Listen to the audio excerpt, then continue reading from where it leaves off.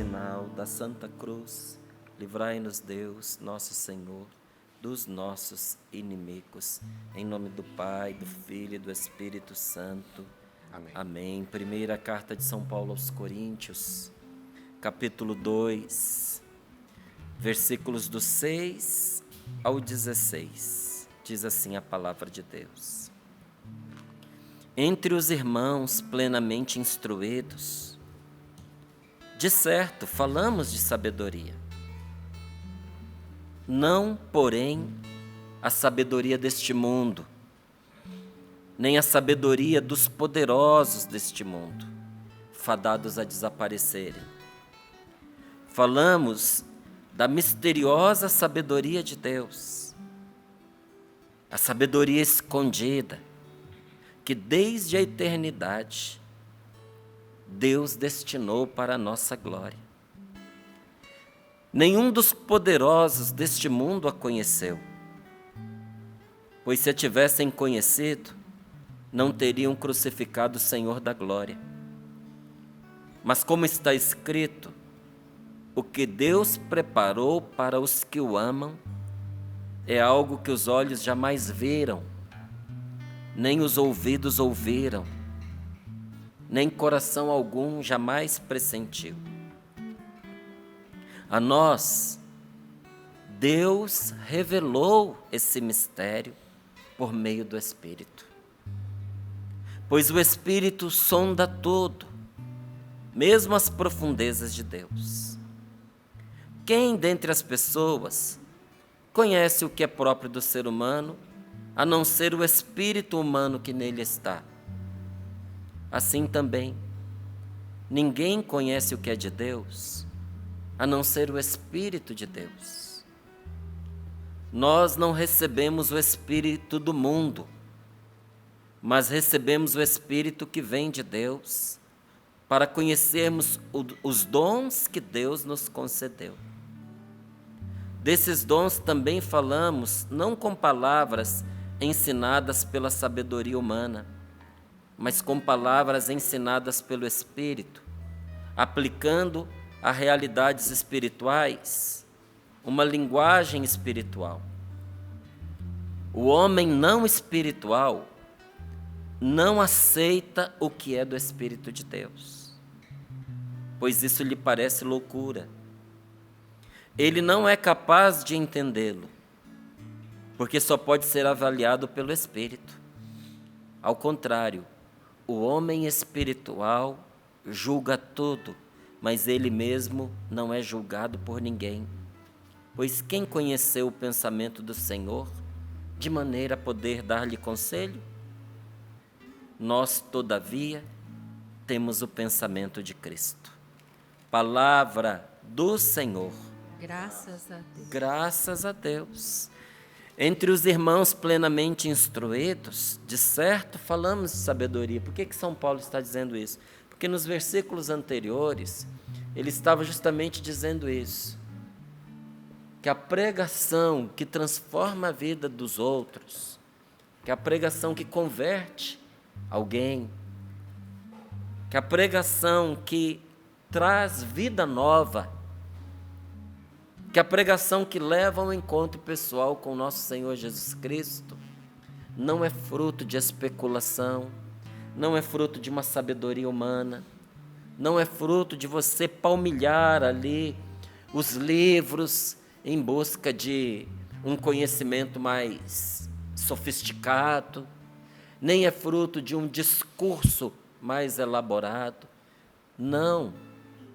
Essa pregação, essa sabedoria, é fruto de uma pregação que nasce do testemunho de vida.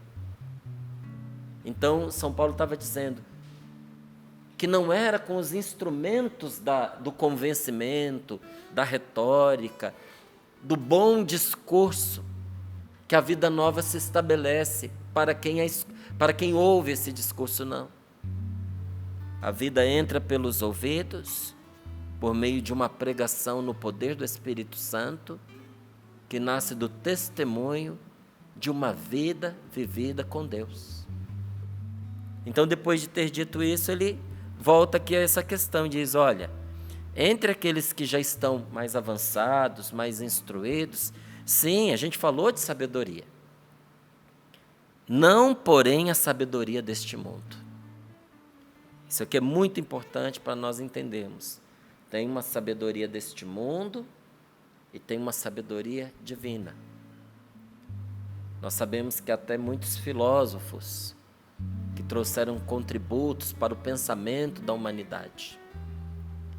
E também sabemos que há filósofos que, com a sua filosofia, trouxeram uma verdadeira desgraça para a humanidade. Fruto dessas filosofias, assim, genocídios foram cometidos. Milhões de vidas foram ceifadas. E, no entanto, aqueles que absorveram esses conteúdos, os qualificavam como sabedoria. Tudo bem? Então é uma sabedoria desse mundo, não é uma sabedoria que vem de Deus. Porque a sabedoria que vem de Deus produz a vida e não a morte. Então há uma sabedoria deste mundo? Sim, mas não é a sabedoria que vem de Deus. A sabedoria de Deus não é a sabedoria dos poderosos deste mundo, porque os poderosos deste mundo vão desaparecer. Essas ideologias macabras vão desaparecer. Essas ideologias diabólicas vão desaparecer. E quem aderiu a elas ficará envergonhado. Porque tudo nesse mundo passa. E há ideologias do nosso tempo que no futuro nossos bisnetos, tataranetos vão olhar e dizer assim, mas eles acreditavam nisso, gente, como eram estúpidos. Tem uma estupidez que graça no nosso meio, na nossa sociedade. Hoje em dia, meu povo, há pessoas que estão determinadas a negar as verdades mais óbvias. E alguns acham que isso é fruto da sabedoria desta época, deste tempo. Não é sabedoria. E vai passar. E está fadado a desaparecer. E São Paulo diz aqui, falamos de mistério, falamos da misteriosa sabedoria de Deus. A sabedoria escondida que desde a eternidade Deus destinou para a nossa glória. Há uma sabedoria que Deus destinou para aqueles que caminham com Ele. Nenhum dos poderosos deste mundo a conheceu, pois se a tivessem conhecido, não teriam crucificado o Senhor da glória. Mas como está escrito, o que Deus preparou para os que o amam é algo que os olhos jamais viram, nem os ouvidos ouviram, nem o coração humano desconfiou, intuiu, pressentiu.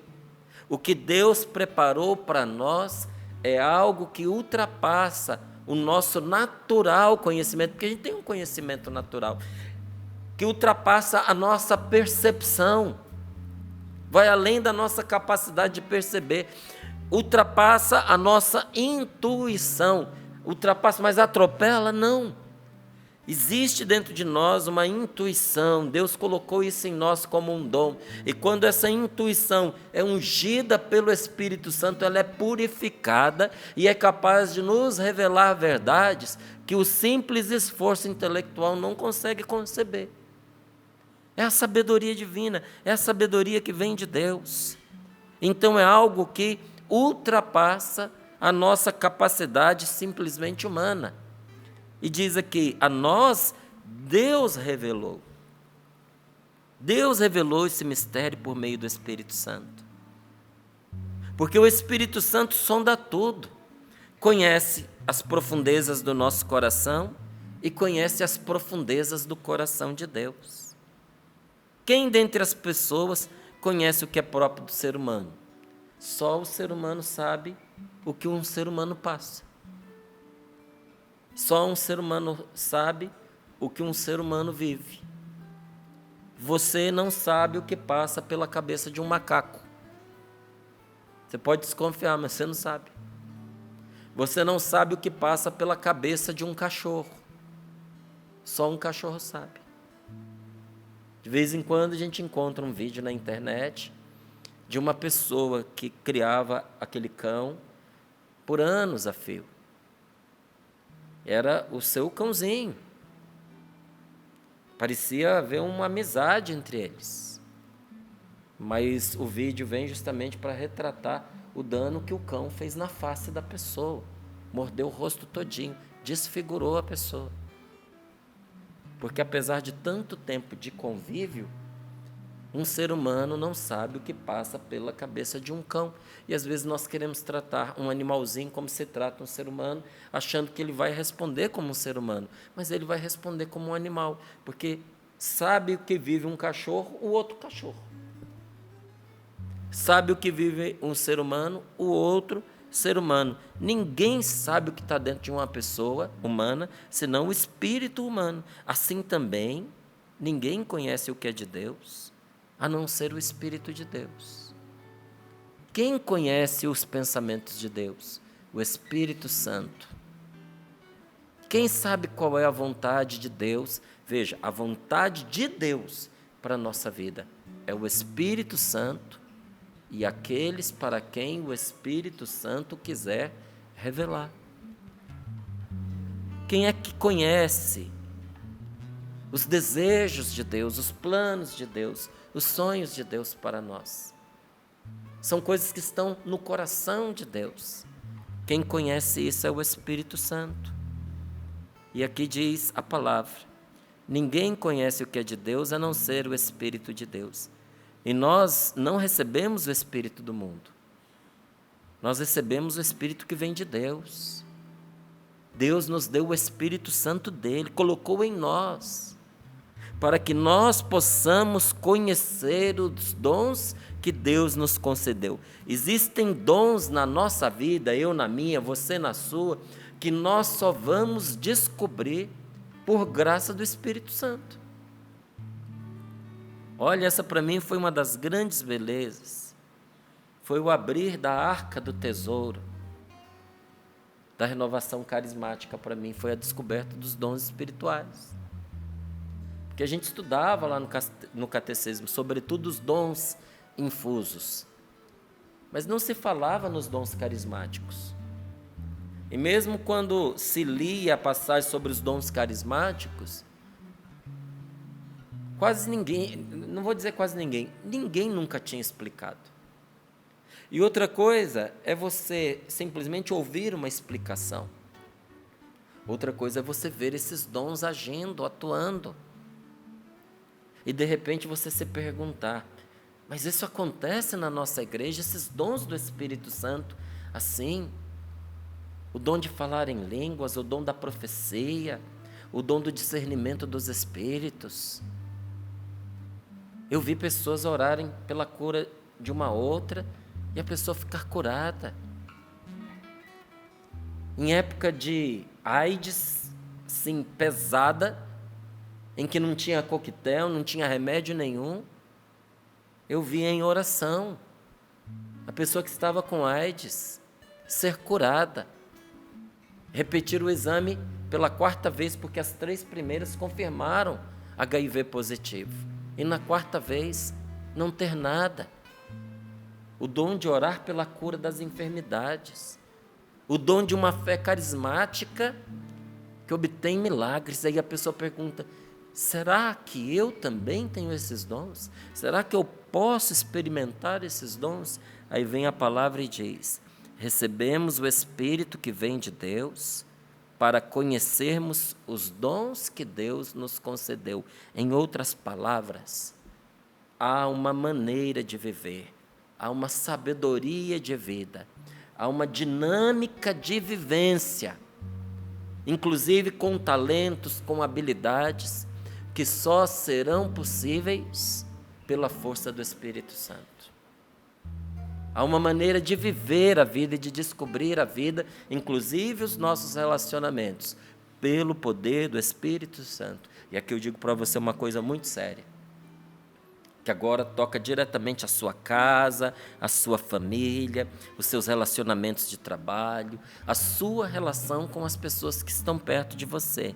Se nós queremos fazer a diferença na vida das pessoas que nós amamos, se nós queremos melhorar as nossas convivências, convivência com o filho, convivência com o cônjuge, convivência com os nossos familiares, de perto e de longe, convivência com as pessoas que nós, por dever do ofício, temos que encontrar todos os dias, ou pelo estudo, ou pelo trabalho, ou por uma atividade conjunta. Se nós quisermos melhorar o nosso convívio com essas pessoas e atrair os outros para Deus, nós precisamos fazer como Jesus ensinou aos seus discípulos.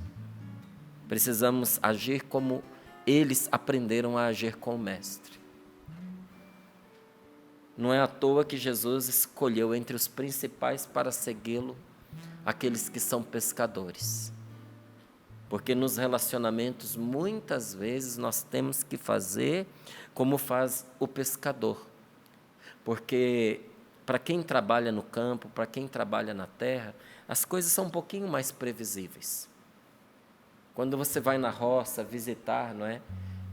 Alguém, um parente seu, ou se você vive no campo, você sabe disso melhor do que eu. Não é difícil você achar os caminhos, porque eles estão trilhados.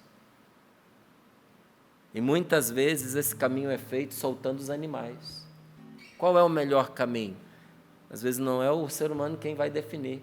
Você solta o animal, de tanto eles irem e virem, eles vão amassando o capim, eles vão compactando a terra, quando você menos espera, está lá o caminho feito.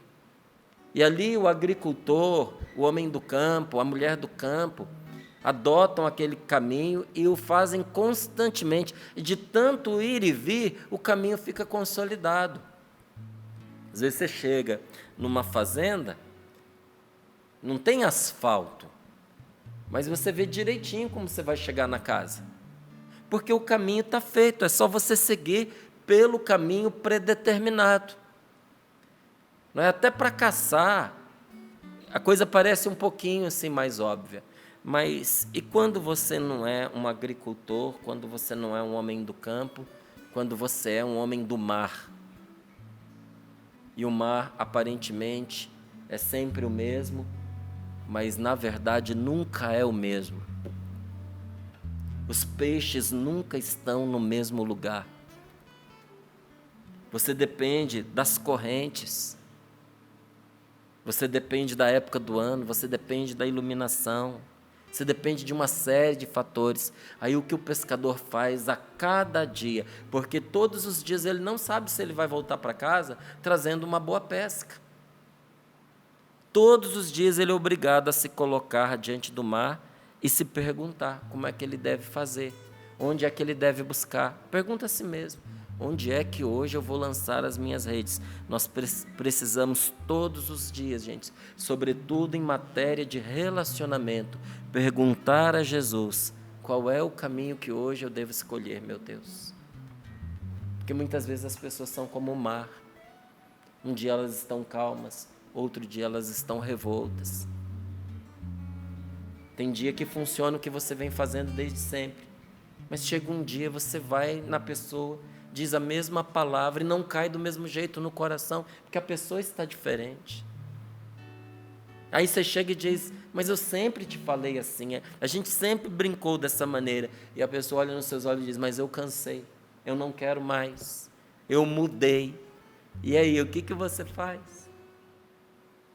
Não é? Tem uma máxima que diz assim, que marido e mulher se desentendem, porque uma mulher casa com um homem achando que ele vai mudar e ele não muda.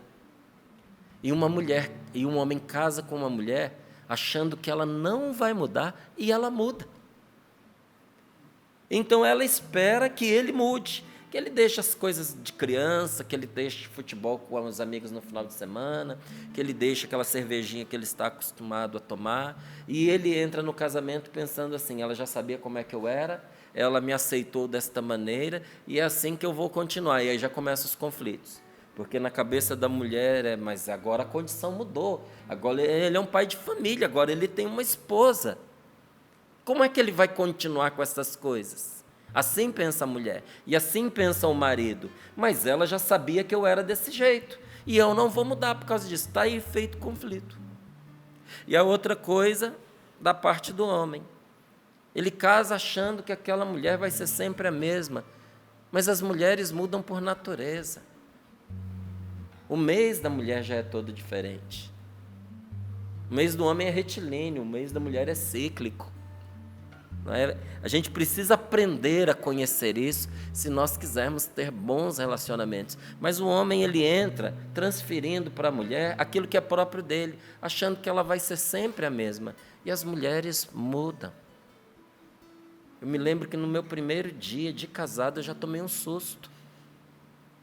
Porque eu casei com a minha namorada, que se tornou minha noiva, e no outro dia eu acordei com uma dona de casa deitada do meu lado. E que começou a agir conforme a nova condição. Está certa. Agora ela é uma mulher casada, agora ela tem um esposo, agora ela tem uma casa. Mas eu acho que a mulher faz essa transição muito mais rápido do que a gente que é homem. Né, Sapo? Sapo está rindo aqui. Eu demorei, entende? Eu fui correndo atrás, eu fui acompanhando, mas eu demorei. Mas isso não é só entre marido e mulher. Isso é o ser humano, gente. Para alcançar o coração e a alma das pessoas, nós dependemos de Deus e não de um mapa mágico. Não tem um mapa para o coração do seu filho. Eu me perdi do meu filho, da minha filha. Eu não sei mais o que eu faço para acessar a vida dele. Ele me pôs de lado. Ela me pôs de lado. Todas as vezes que eu me aproximo, eu sou recebido de maneira arredia. Eu vou me interessar, vou fazer uma pergunta só para poder participar, eu já recebo uma má resposta. Ou às vezes nem resposta eu recebo, aquele silêncio gélido, frio demais. Às vezes a pessoa sabe onde foi que houve a ruptura. Desde aquela situação o relacionamento mudou. Tá, você sabe onde foi que aconteceu, mas muitas vezes não sabe o que fazer para consertar. Porque você já tentou tudo que você achou que podia. E agora você também está cansada, você também está cansado. Então me permita, meu amigo, lhe dizer, me permita, querida, dizer uma coisa para você. Não com a sabedoria deste mundo. Não com as técnicas trilhadas e consolidadas da experiência alheia, muitas vezes, experiência que não funcionou nem para quem escreveu a norma, nem para quem escreveu o livro. Não funcionou para quem está ensinando, vai funcionar para você. Não com essa sabedoria, mas com a sabedoria que vem de Deus. Porque o Espírito Santo conhece as profundezas do coração de Deus, mas também conhece as profundezas do meu coração, do seu e desta pessoa que você quer bem, ama, mas que não sabe mais como acessar. Não tem uma fórmula secreta, não tem uma bússola mágica, não tem um mapa do tesouro, não tem. Quem vai me levar até lá? Você depende de Deus, que vai te guiar um passo de cada vez, todos os dias te guiando pela mão. Sabe, o problema é quando nós convertemos os nossos relacionamentos em um caminho predeterminado. E a gente acha que seguir sempre daquela mesma maneira vai funcionar. Às vezes, seguir sempre daquela maneira é o que está desgastando o relacionamento. Quando você vai dirigir um carro e você conduz sempre da mesma maneira, mas corretamente, isso preserva o carro. Mas quando você dirige sempre do mesmo jeito, igualzinho, a primeira vez que você dirigiu o carro já foi daquele jeito, até o dia de hoje em que ele quebrou, e você vai dizer, mas funcionava, eu sempre fiz desta forma, era o jeito que eu dirigia, só que o jeito que você dirigia todos os dias foi desgastando, até que chegou uma hora, quebrou. É um erro nós pensarmos que os nossos relacionamentos devem trilhar esse caminho, sabe, predeterminado. E nós fazemos isso quando nós banimos Deus dos laços que nós travamos com os outros e não deixamos que o vento do Espírito Santo venha impulsionar as velas do nosso amor. Nós temos que nos abrir à graça de Deus. Você ouviu aquela palavra que Jesus disse? O vento sopra onde quer. Você ouve o ruído, mas não sabe de onde vem, nem para onde vai. Assim acontece com aquele que nasceu do Espírito. O vento do Espírito nos sopra na direção que Deus quer. Abre as velas.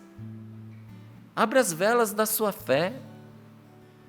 Abre as velas da sua confiança em Deus. Permita Deus conduzir você neste relacionamento que você já não sabe mais o que fazer. Não é?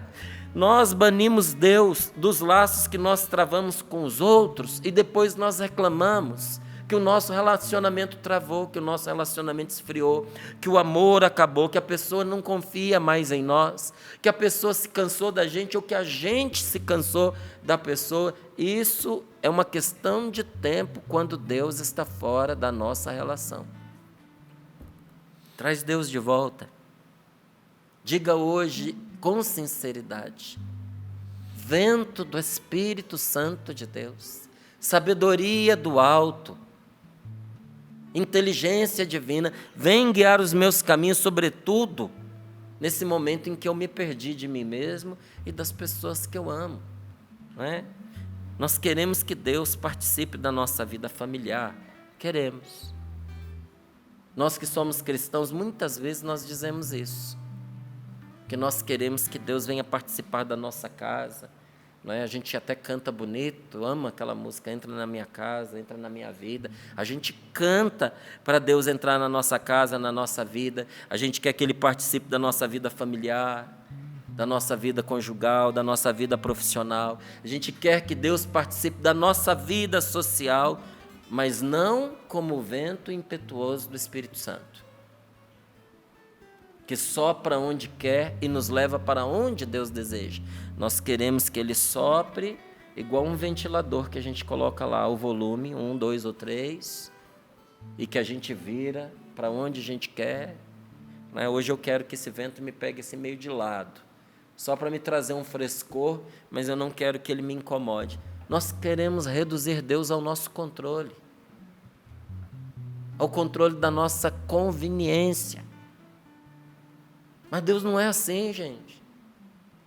Ou nós entregamos nas mãos dEle a nossa vida e confiamos, ou Ele vai permitir que nós continuemos conduzindo a nossa vida aos trancos e barrancos do jeito que a gente está fazendo. Olha, é uma troca estúpida. Abrir mão de quem sabe aonde nos leva para seguir por caminhos que a gente não sabe onde vai dar. Não, eu quero que Deus venha conduzir a minha vida, sobretudo na minha relação com as pessoas. Então, num relacionamento que se entregou à rotina, não há mais o lugar para as surpresas de Deus. Não há mais lugar para as surpresas do Espírito Santo. Isso quer na sua vida, isso quer no seu trabalho, isso com os outros e até com Deus. Quando a nossa religiosidade, a nossa vida de oração, ela se transforma num caminho predeterminado, numa estrada asfaltada, nossa, que dó. A gente perde dessa vida nova, a gente perde as surpresas do Espírito Santo, porque Deus não consegue nos conduzir mesmo naquela espiritualidade que a gente tem. Aí a gente diz: está enfadonho para mim rezar. Não sei, preciso de um reavivamento, né? E aí a gente começa a procurar aquelas igrejas aonde mexa mais com as nossas emoções. Não confunda emoção com espírito, porque as emoções estão à flor da pele, mas o que é espiritual é profundo. Se você ficar nas emoções, você vai trocar sempre de igreja para um padre ou um pastor mais emocionante, lá onde o ministério de música é mais comovente, onde as pessoas interagem melhor umas com as outras, onde alguém te busca lá na porta, te abraça, te dá acolhida e te leva para sentar. Todas essas coisas que eu falei são importantes, mas elas ainda estão no nível da pele, sabe, do emocional. Se nós queremos uma transformação profunda, que alimente a nossa alma e traga felicidade para a nossa vida, nós precisamos nos abrir às novidades de Deus. Nós precisamos dizer: vem, Senhor, conduzir a minha vida. Então, para viver uma vida alegre, abundante, aquela vida que Jesus veio trazer, para tornar os nossos relacionamentos alegres, vibrantes e cheios de amor, nós precisamos fazer uma coisa muito importante agora, nesta manhã de hoje. Nós temos que abrir as velas do nosso coração ao vento do Espírito Santo. Nós precisamos nos abrir para Deus, a fim de ser conduzido por seu impulso misterioso, que nunca é igual. Perde muito, sabe, quem não tem uma vida de oração. Porque, ao contrário do que alguns imaginam, que a vida de oração ela é enfadonha, que é você ficar ali parado, que é você falar aquelas mesmas palavras. Isso aí não é vida de oração, não. Vida de oração é encontro com Deus, é relacionamento com o Senhor, que nunca é igual, muda de dia para dia, a cada dia a sua graça, a cada dia a sua surpresa, e Deus anseia, Deus sofre pela nossa falta de oração, sabia? Sofre pelo amor que Ele tem por nós, sofre porque Ele sabe o que nós perdemos quando nós não oramos, Ele sabe o que Ele tinha determinado para nós, reservado para nos dar, e que nós perdemos porque nós não recorremos a Ele. Então, cada dia de oração é diferente do outro, porque Deus se manifesta diferentemente para nós. Até naqueles dias que você diz assim: hoje eu senti tão pouco. Às vezes você sentiu tão pouco, mas Deus fez muito por você naquele momento. Então, para construir uma história de amor bonita, fecunda, não é? Saudável como as pessoas, para conquistar as pessoas num relacionamento bom conosco. É bom a gente cativar o coração de alguém, mas sobretudo para conquistar as pessoas para Deus, nós temos que tomar rumos novos a cada manhã. Hoje precisa ser um rumo novo dentro da sua casa. Hoje você precisa ser uma mulher nova com o seu esposo. Hoje você precisa ser um homem novo para a sua mulher. Hoje, que Deus te conceda a graça de chegar uma pessoa nova no seu lugar de trabalho. Um chefe novo. Um empregado novo. Sabe, um colega de trabalho novo. E viver a aventura de ir com Deus onde Deus quiser levar você. E pode ser que Ele te leve nos horizontes do perdão. Talvez hoje seja um dia que Deus vai te levar nos horizontes da humildade, do serviço, da ternura, da renúncia, guiado apenas pelo poder do Espírito Santo. Se você pode, coloque as mãos sobre o seu coração um pouquinho, feche os seus olhos, se você puder. Se nós queremos projetar um futuro diferente e bem melhor, o nosso primeiro critério deve ser